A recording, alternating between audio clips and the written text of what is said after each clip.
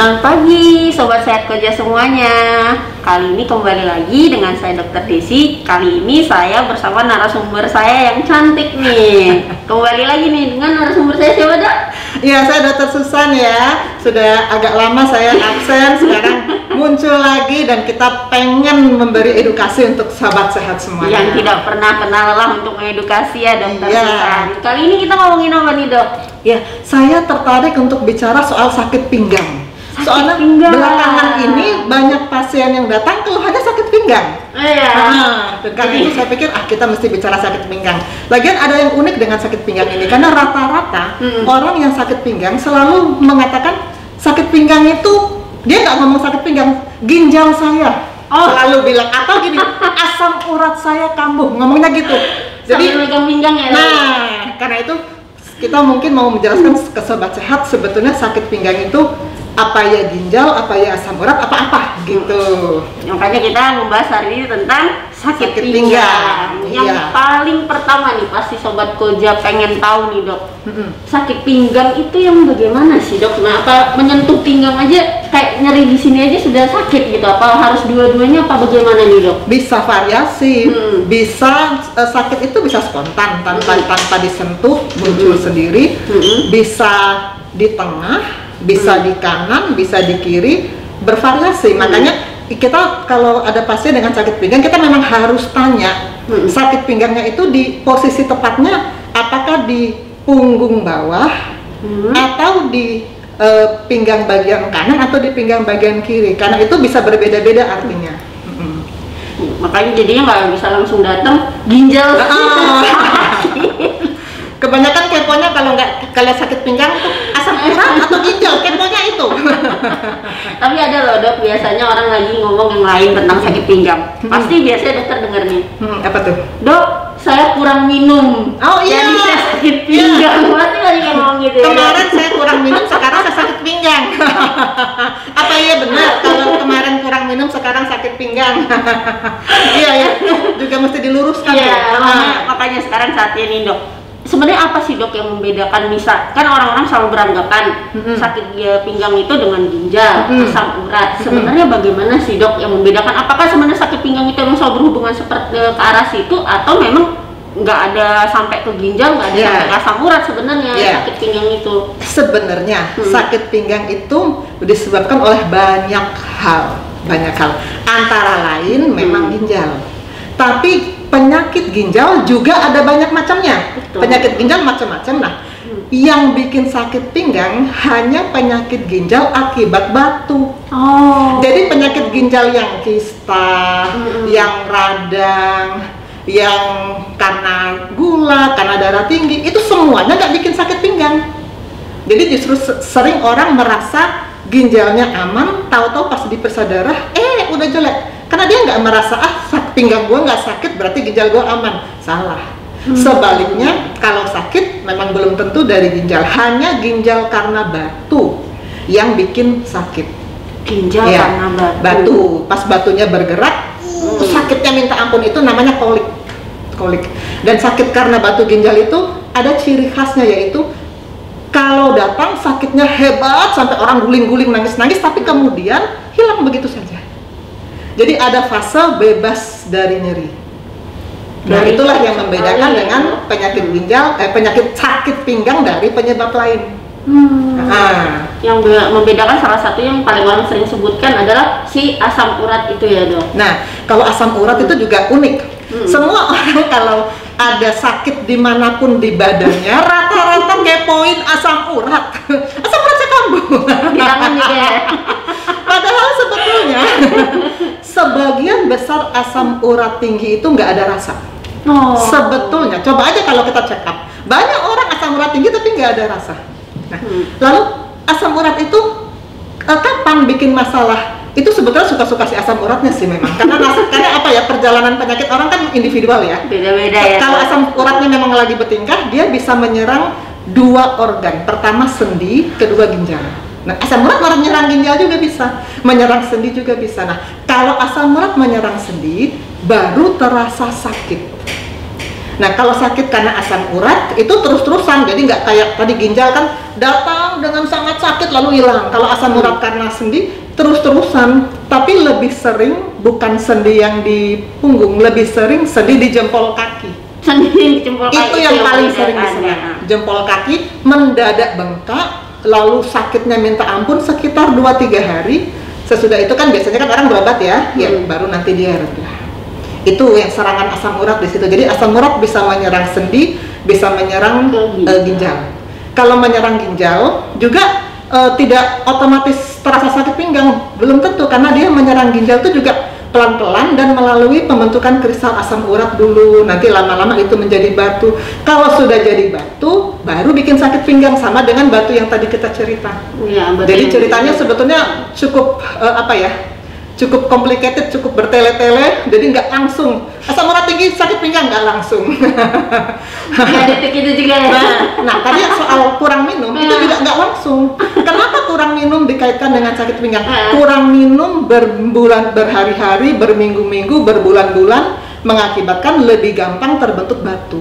Nah, kalau sudah terbentuk batu, baru ada sakit pinggang. Kalau kurang minum sehari, nggak terbentuk apa-apa, kan sebetulnya itu nggak bikin sakit pinggang. Lalu, tapi kenapa sakit pinggang? Ada penyebab lain berarti, gitu. Penyebab lainnya ya dok. Ya.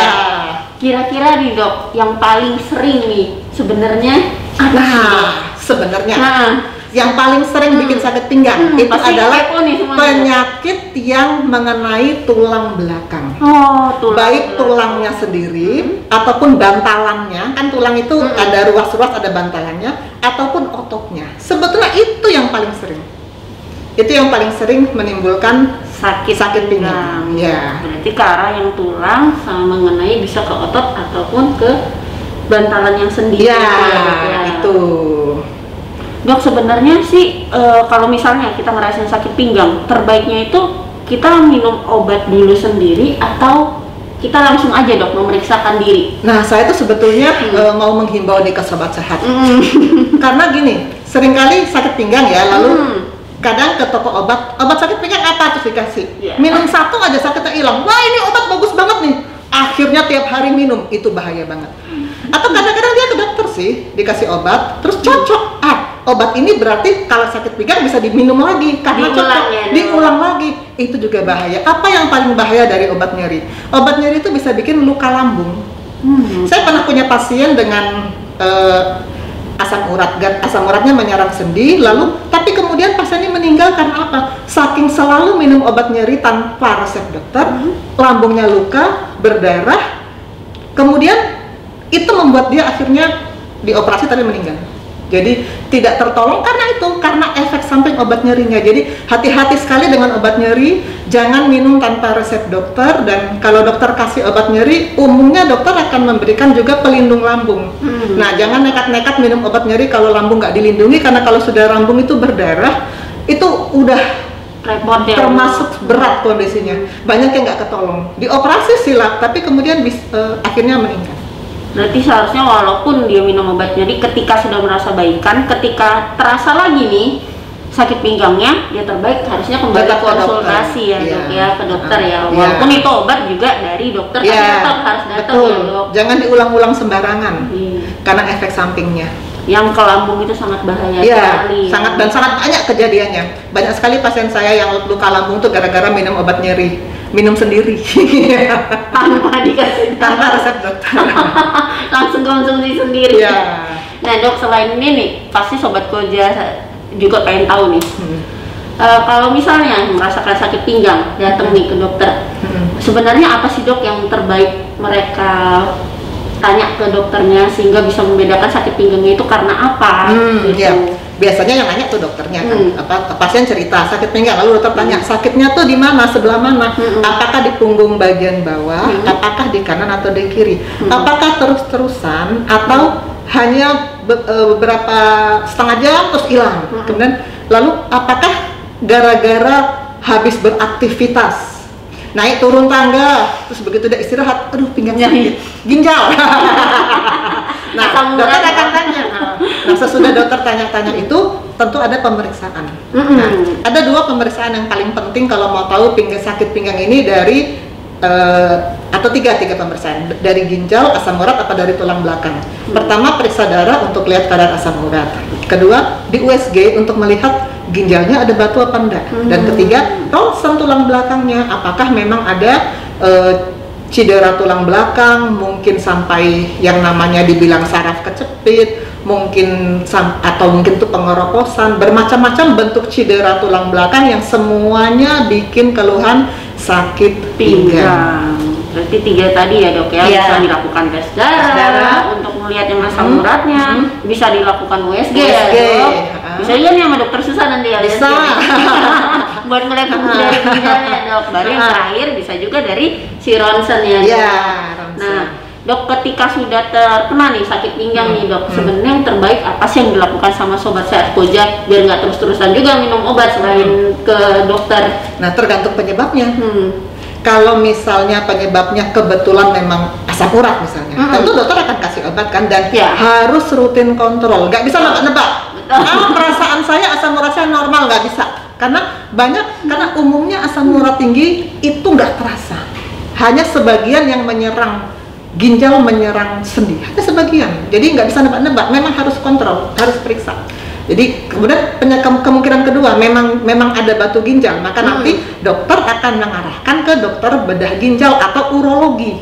Itulah yang nanti yang ditembak SWL. Nah kemungkinan ketiga kalau dari tulang. Nah kalau dari tulang belakang maka nanti akan ada anjuran-anjuran. Di gerakan kita sehari-hari, lifestyle kita sehari-hari harus menghindari benturan di tulang belakang. Artinya nggak boleh lari, nggak boleh loncat, nggak boleh naik turun tangga, nggak boleh jatuh.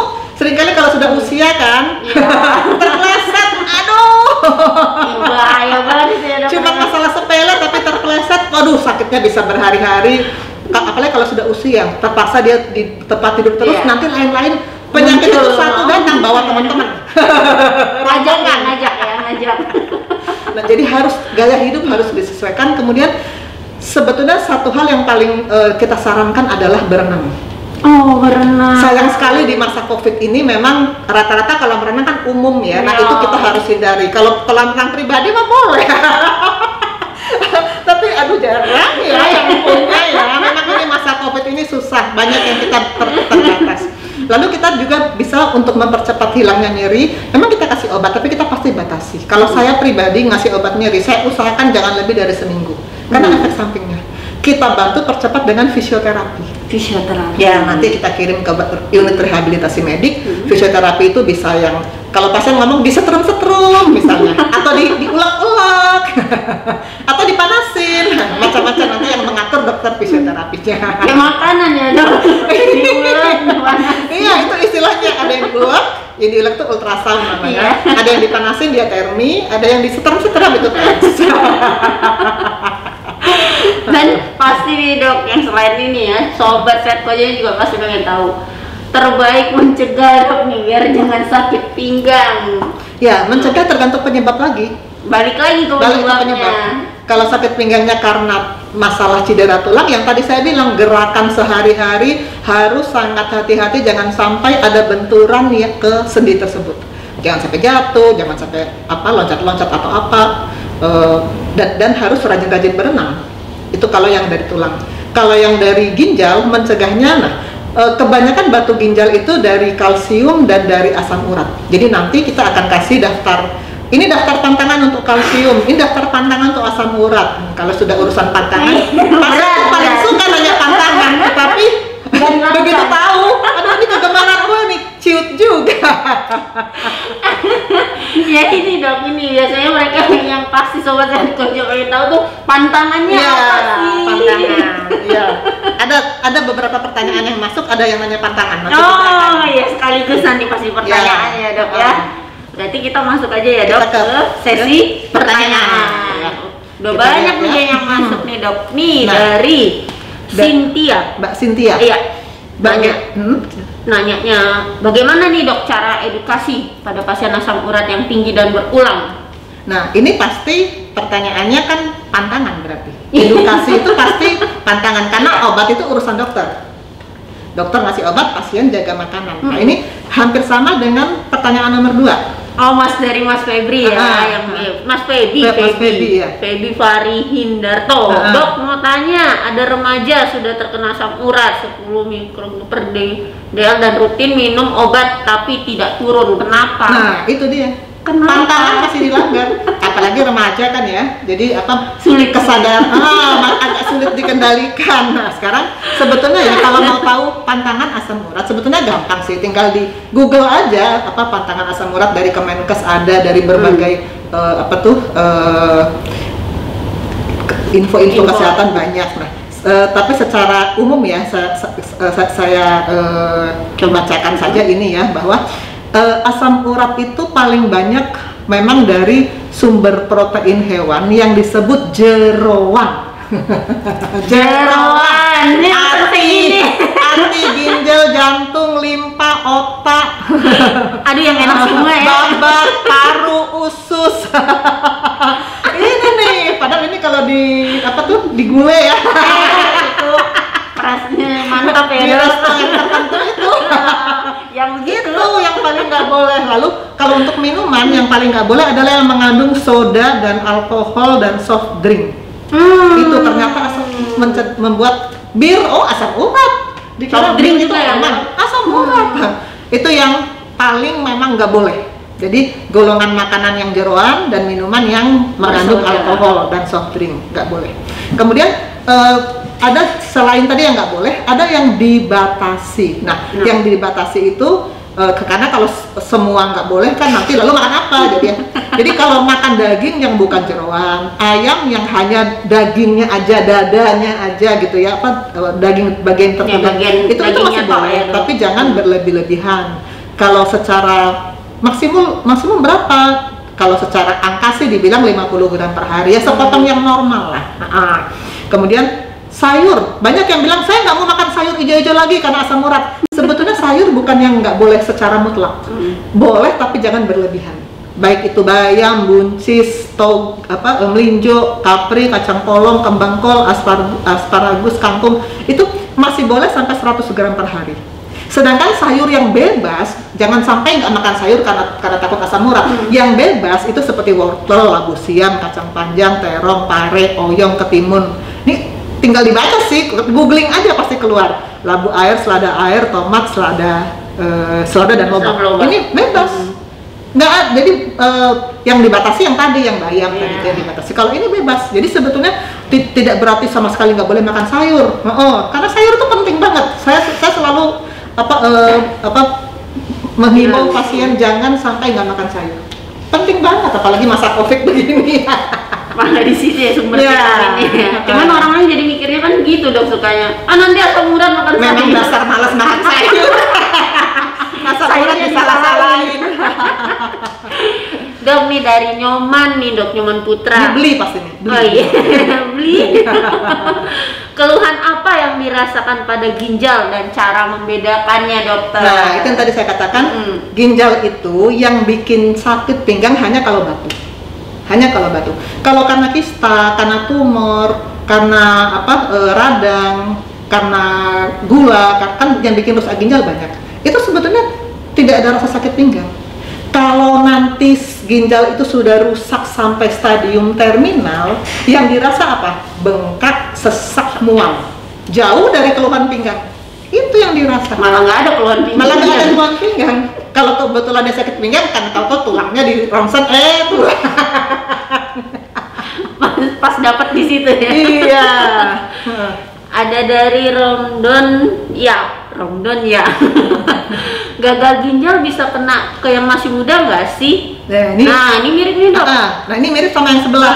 Sama si Mas Feby nanya lagi. Nih, dok, ada tetangga, usia 15 tahun, udah ginjal kronik. Apa yang harus dimonitor agar tidak perburukan? Ini memang sebetulnya gini, kita tuh berpendapat orang muda sehat, orang tua sakit macam-macam. Ya, betul. Tapi tahu ada juga 1-2 belasan tahun, ginjalnya udah gagal ginjal. Ada beberapa memang penyakit ginjal yang bisa mengenai usia muda.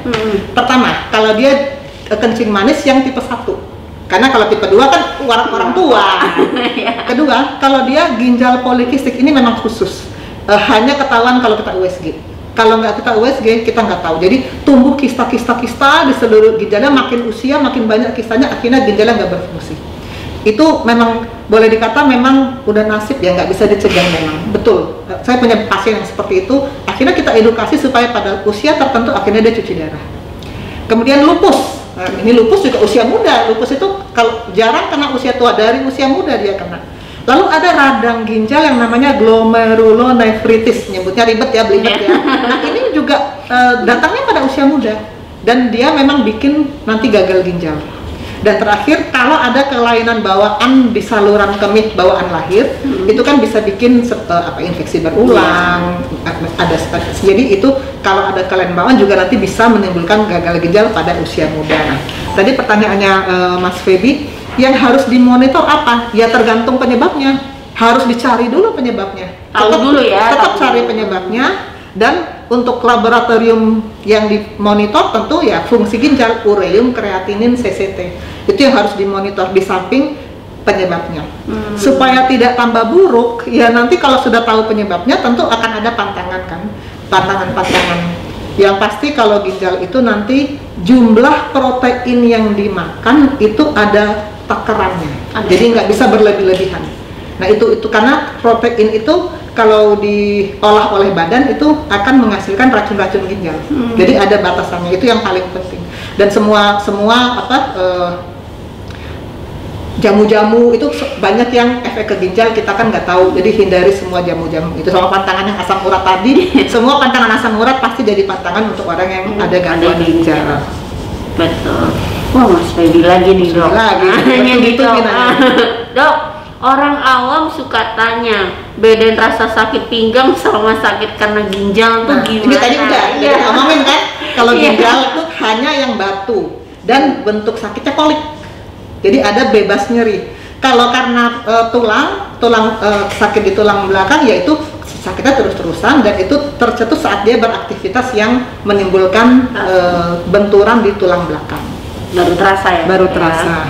Dari Melsatri, Dokter Susan, bagaimana cara membedakan gejala sakit pinggang, ginjal atau asam urat? Ya sebetulnya juga mirip dengan pertanyaan tadi ya. Jadi kalau dari bentuk nyerinya, kalau ginjal itu bentuknya kolik yang tadi. Kalau dari tulang belakang itu terus-terusan dan dicetuskan oleh kegiatan. Kalau asam urat sebetulnya tergantung dia menyerang apa asam urat. Jadi ada yang hampir sama, ada yang beda.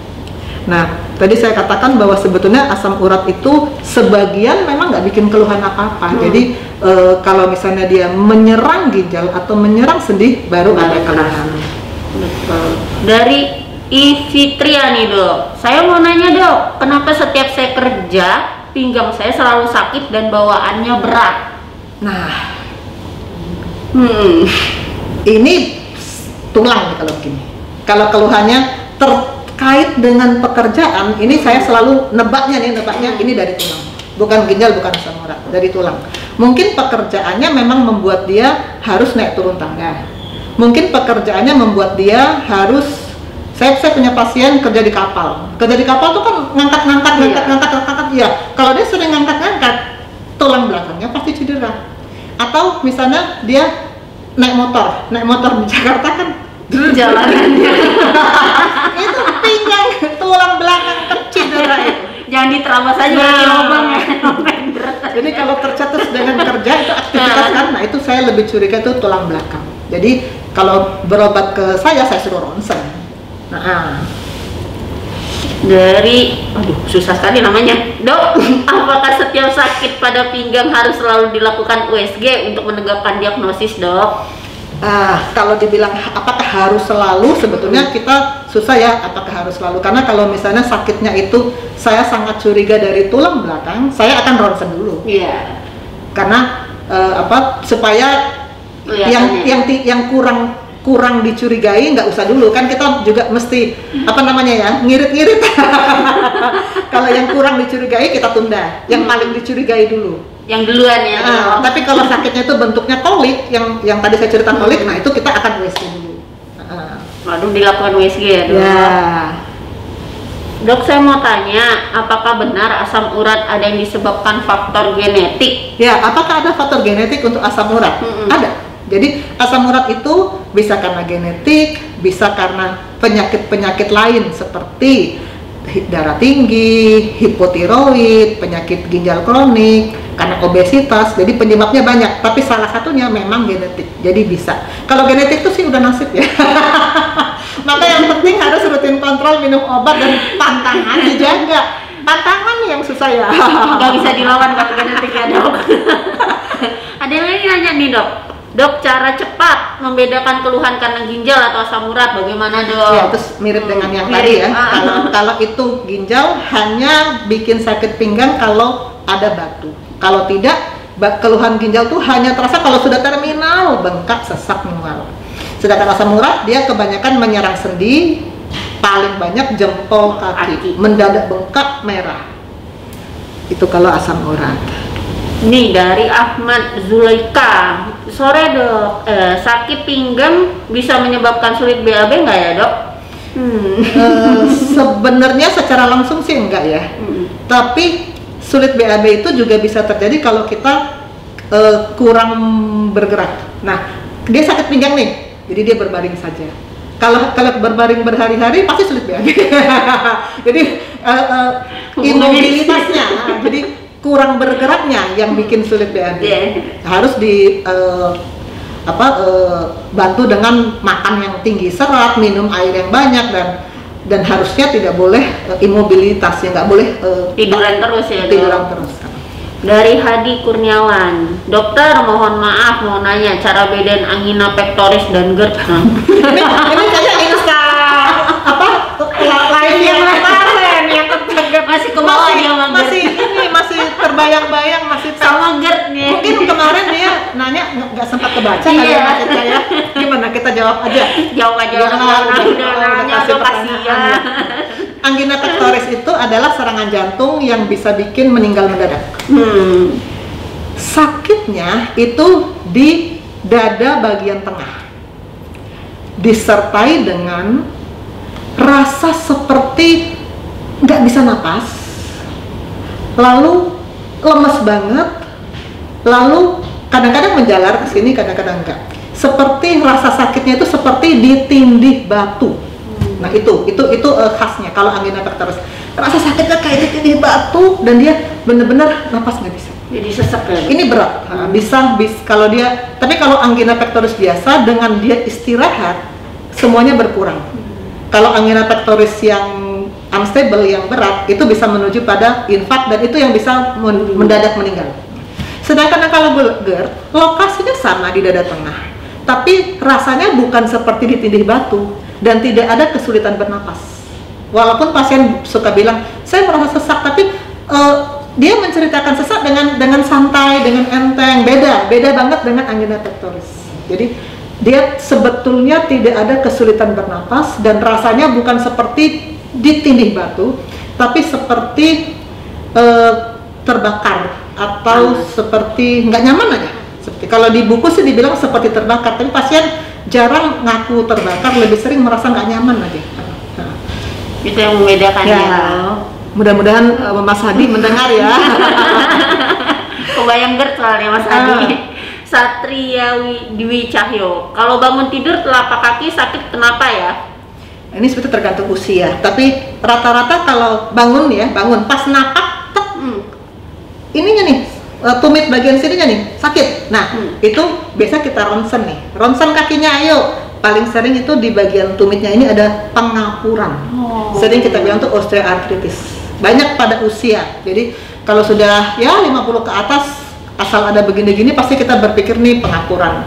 Di semua sendi bisa terjadi. Bisa kena ya, bisa kena. Ya. Dari Mbak Siska nih, Dok. Obat asam urat yang bagus apa, Dok?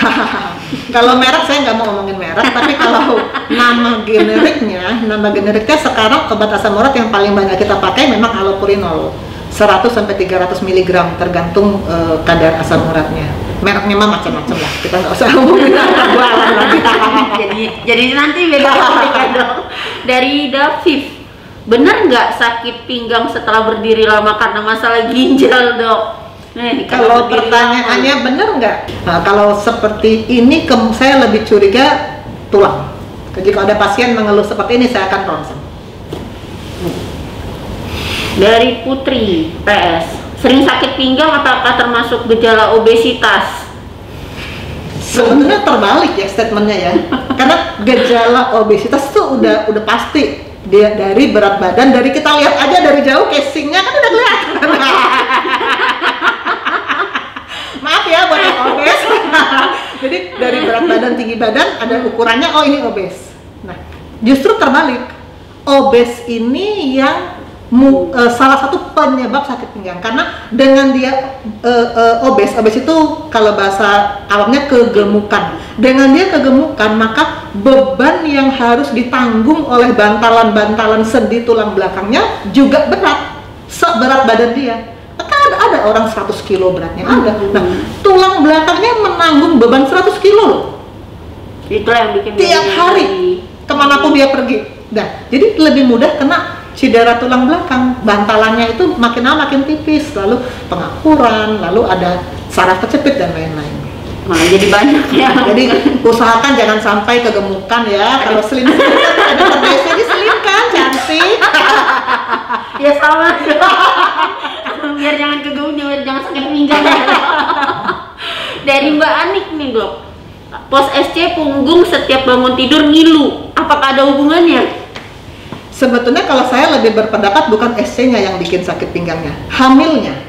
Karena hamil itu ada beberapa literatur saya baca, memang ada nyeri low back pain, sakit punggung bawah, sakit pinggang akibat kehamilan.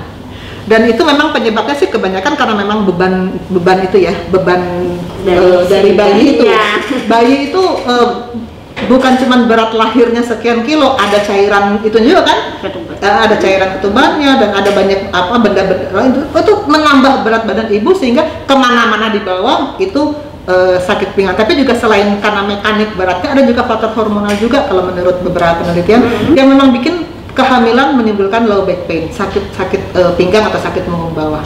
Jadi biarpun dia tidak diseksio, tetap saja dia ada resiko untuk low back pain. Mungkin ini ya pertanyaan terakhir yang masuk ke admin, yang masuk ke admin dari Instagram RSUD Koja. Kira-kira ada tambahan pertanyaan?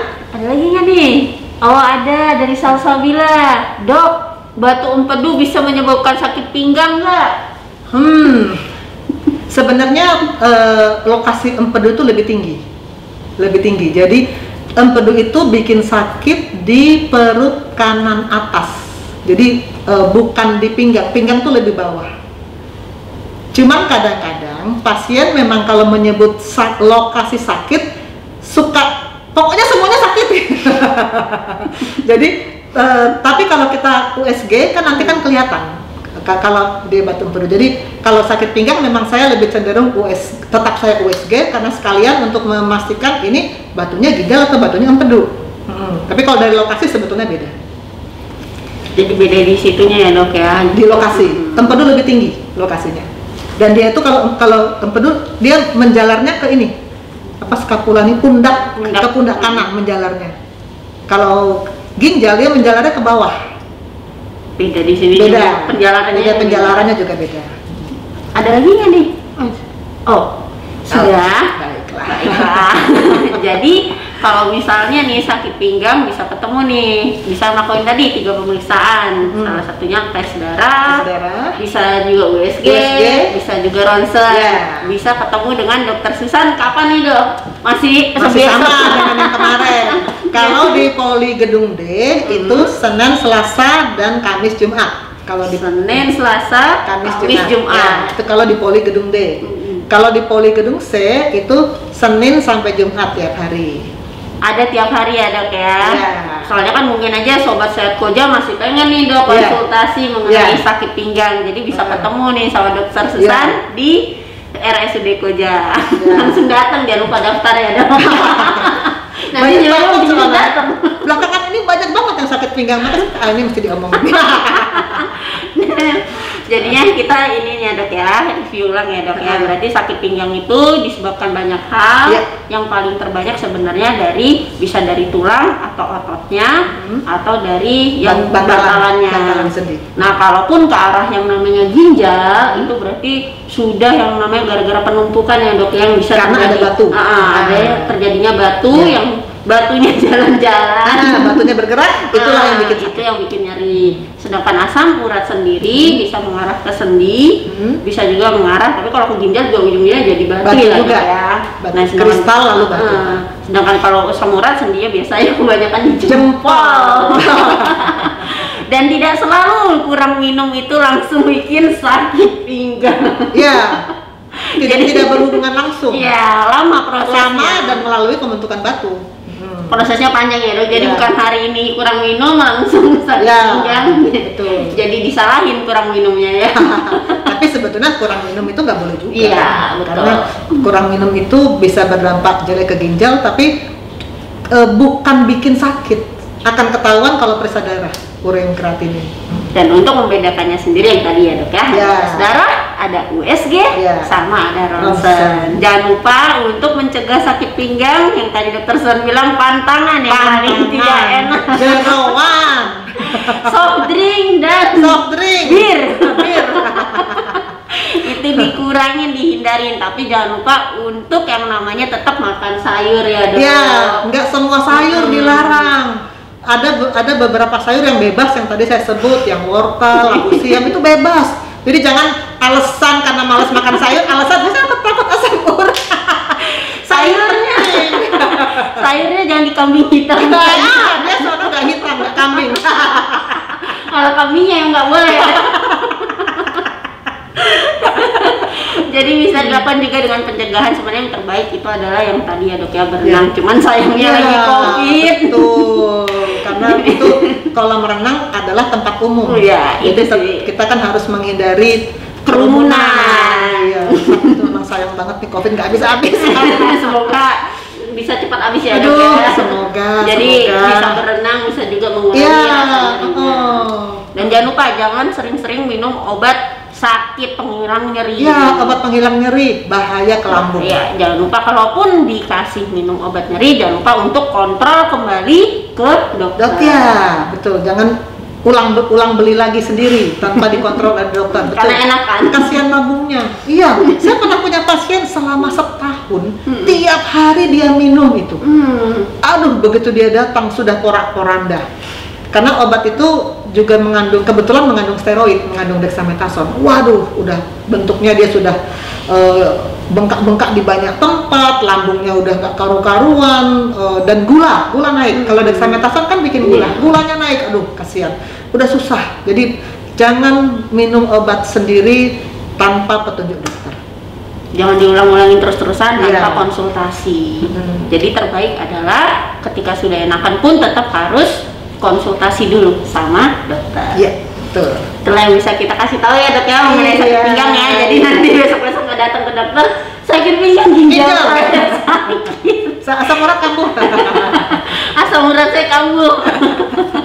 Jadi silahkan kalau masih ada yang mau ditanyakan silahkan datang untuk berkonsultasi ke dokter Susan di Rumah Sakit Koja. Oke, itulah hari ini ya. Terima kasih Sobat Sehat Koja. Sampai jumpa.